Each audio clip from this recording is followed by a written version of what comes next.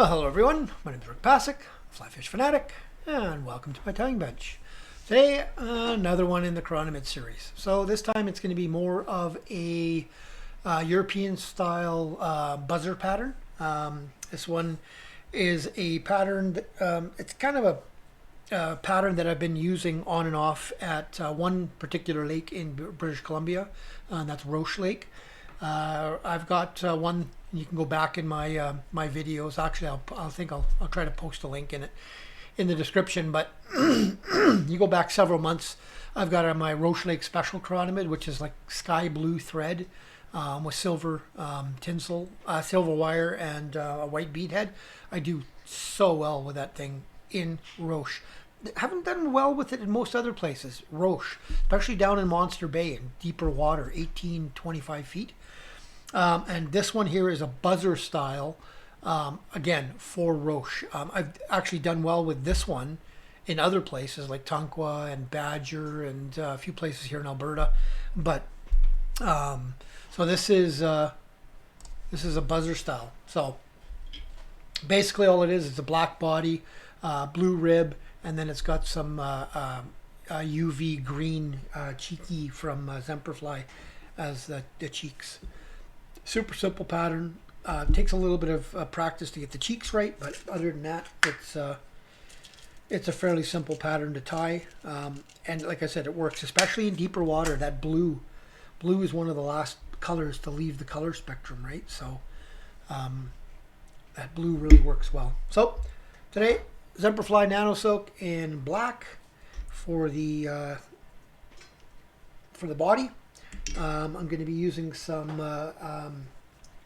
Vivus H10 in a medium blue for the rib, and then I will be using some of the Semperfli UV Cheeky for the cheeks. Okay. And if you've never seen this UV Cheeky, guys, go and have a look at it. Take your UV torch with you, your UV light, and go to the store and have a look at this stuff. This stuff, I don't know if it'll show up. Let's see if it'll show up here. Turn off my light. So there it is. If I hit that with like it just glows like you wouldn't believe. It is amazing how much UV it picks up. So just gonna go back up to about there. I'm gonna leave about 3 to 4 hook eyes. And I'm not going to use that. I'm going to use this one because I'm not going to waste it. So, put a little bit of the blue tinsel. And like I said, I'm just catching this in up here. Flatten my thread out. And just with open wraps, I'm going to bring this all the way back to where I stopped. And this is roughly where the barb would be.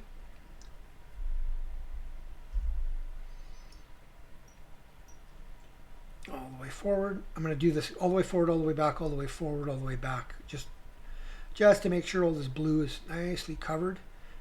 Maybe create just the slightest bit of a taper. But again, stop. Unspin your thread, flatten it out. Bring this forward, and here I could just go back and forth just one time maybe. Oops. Just to get a little bit of that taper. I don't need much here. So now we're going to do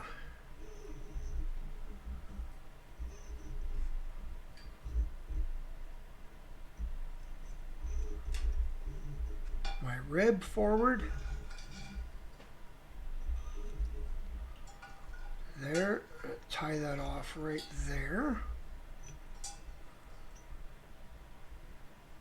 I let go of it. Little bugger. Not going to see it anyway when I'm done, so it doesn't really matter. So now I'm just going to build up a bit of a football shape here.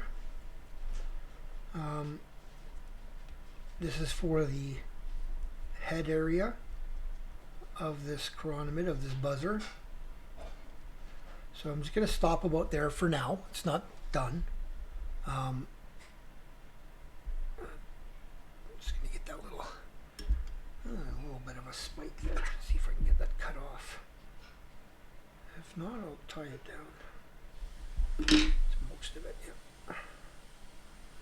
So now I'm going to take my UV cheeky and I'm going to cut myself a decent amount off here. And I'm going to take and I'm going to tie it in on one side, and I'm going to make sure this is actually not only on the side, but if anything, down further, because I want it to kind of come up on an angle so it can almost go under. Okay, and then I'm going to just roughly cut that off just so I have a piece.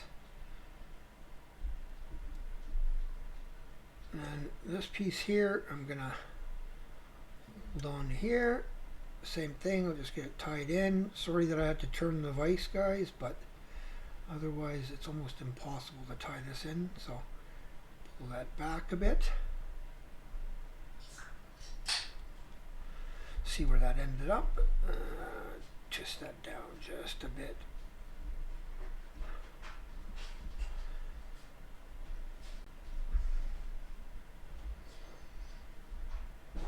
Okay, there you go. So now I'm just going to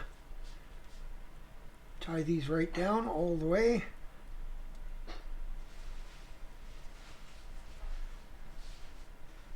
Again, continuing to create my football shape for my head here.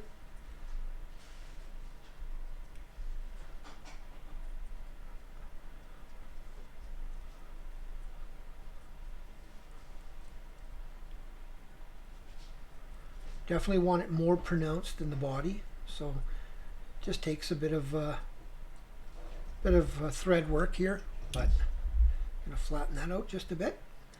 So now I'm going to bring both my cheeks forward and kind of hold them along the side, but if anything, coming up slightly. That one just folded itself down, so I'll just bring it back up before I tie it tight.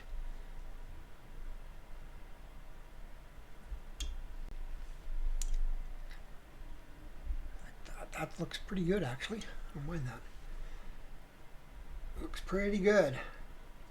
So now I'm going to nip off this cheeky material as close as I can.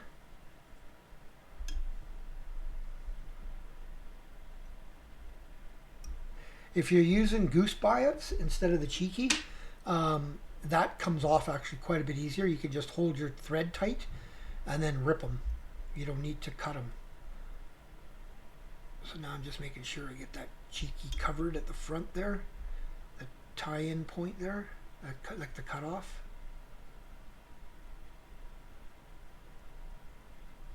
Built a tiny bit of a head there. My whip finishing tool.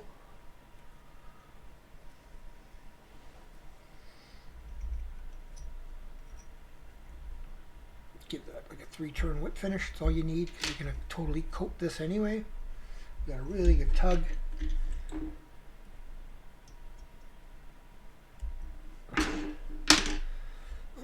Looks like that went out of focus a bit. There we go.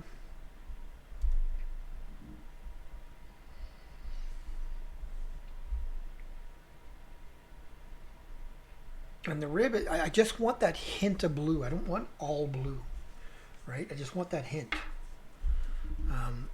That's definitely not the best wrapping job I've ever done, but the last one was much better. Of course, the one that wasn't on video. But take some of this. Quite often I'll do just the head first.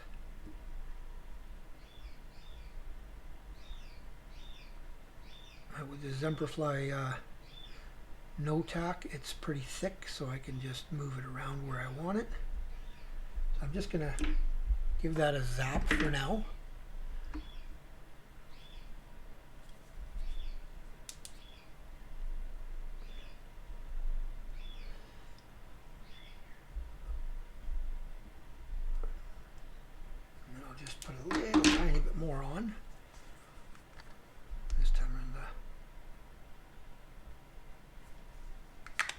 a little bit.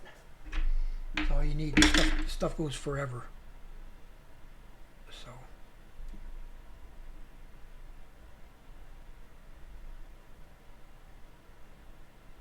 And just make sure you just spread it out nice to get that shape that you want for it.